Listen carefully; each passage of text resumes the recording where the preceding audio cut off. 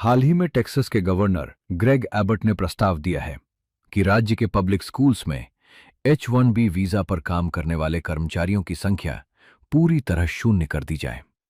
18 अगस्त 2026 को उन्होंने कहा कि इसके लिए टेक्सास लेजिस्लेचर में कानून लाया जाएगा।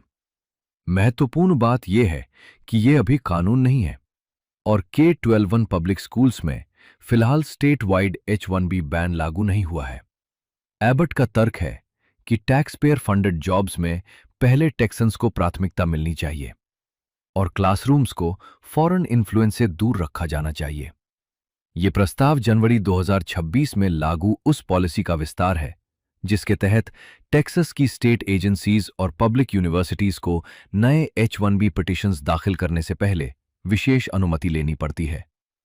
ये मौजूदा फ्रीज 31 मई 2027 तक लागू है, लेकिन अभी K-12 स्कूल्स इसके दायरे में नहीं है।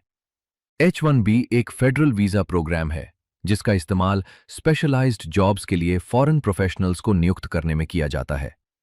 टेक्सास के कुछ स्कूल डिस्ट्रिक्ट्स टीचर शॉर्टेजेस भरने के लिए इस प्रोग्राम का उपयोग करते हैं।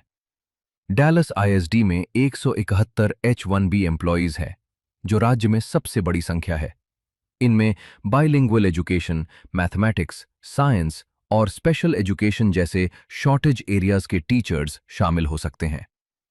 भारतीय प्रोफेशनल्स के लिए ये मुद्दा खास है क्योंकि H-1B वीजा होल्डर्स में इंडियंस की हिस्सेदारी सबसे बड़ी रहती है।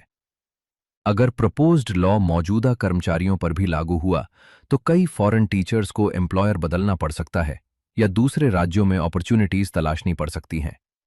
दूसरी ओर, स्कूल डिस्ट्रिक्ट्स के सामने क्वालिफाइड टीचर्स की कमी बढ़ सकती है। इसलिए ये डिबेट सिर्फ इमिग्रेशन की नहीं, बल्कि लोकल जॉब्स, टीचर शॉर्टेज और पब्लिक एजुकेशन में फॉरेन वर्कफोर्स की भूमिका से भी जुड़ी है।